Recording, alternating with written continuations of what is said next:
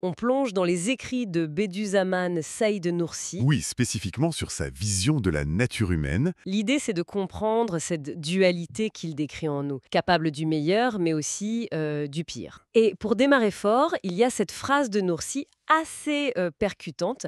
La créature la plus injuste est l'être humain. C'est direct, C'est une observation, une invitation à l'introspection, je pense. Il constate un fait. un fait. Lequel? Cet écart immense en l'homme, entre les sommets, disons, spirituels et les abîmes. Et cette tension, elle serait en chacun de nous. C'est ça. On navigue constamment entre ces deux pôles. C'est un combat intérieur permanent, en quelque sorte. Et pour comprendre cette tendance vers, disons, le bas, l'injustice, Mhm, il parle du nefs. mhm. C'est quoi exactement, le nefs? Alors, le nefs, on peut le voir comme notre dimension matérielle, corporelle, le siège de nos désirs plus animaux, végétatifs même. D'accord. Et il y a des niveaux? Oui, la tradition musulmane en décrit 7. Mais celui qui nous intéresse ici, c'est le plus basique. On traduit souvent par l'âme incitatrice au mal, ou peut-être moins chargé, l'ego dominateur. L'ego dominateur, c'est notre état de base, en quelque sorte, sans travail sur soi, hein. Exactement. C'est l'état où l'individu est mené par ses pulsions, son intérêt propre, son ego brut, quoi. Et c'est de là que découle l'égoïsme dont parle Nursi. Précisément, il décrit un amour de soi qui devient excessif. L'individu dominé par ce nefsi s'aime avant tout.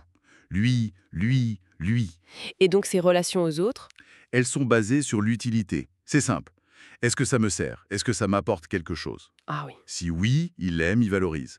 Si non, ou pire, si ça lui nuit, alors il rejette, il déteste. Il peut même chercher à humilier ou détruire. Ça fait penser à ce qu'on décrit parfois aujourd'hui comme le narcissisme ambiant, non? Hmm, Cet égocentrisme. tout à fait. La maladie de notre temps, comme certains disent. Prêt à tout sacrifier pour son intérêt personnel. C'est assez sombre comme description. Oui. Et ça a des conséquences qui dépassent l'individu. C'est-à-dire? Si cette mentalité gagne un groupe, une nation, ça peut mener à l'exploitation d'autres peuples ou de la nature. L'utilitarisme à grande échelle. D'accord. Mais alors, c'est sans espoir. On est condamné à cet égo dominateur? Ah non, justement, c'est ça qui est crucial chez Nursi.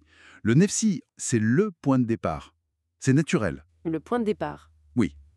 La vraie voie, l'ascension spirituelle, elle commence par la reconnaissance de cet état et par la lutte contre cet ego. Donc ce n'est pas une fatalité, mais un défi. Exactement. C'est même le matériau de base pour grandir. Ce nefsi peut devenir un tremplin vers plus haut. L'objectif final n'est donc pas juste de satisfaire ses désirs. Non. Le but, c'est de voir plus loin, de comprendre la sagesse derrière la création, de se connecter à plus grand que soi. Et comment on fait ça? En essayant de s'éloigner de cette zone polluée par les désirs égoïstes, pour retrouver une certaine sérénité, un épanouissement plus profond. Transformer cette nature brute. D'accord.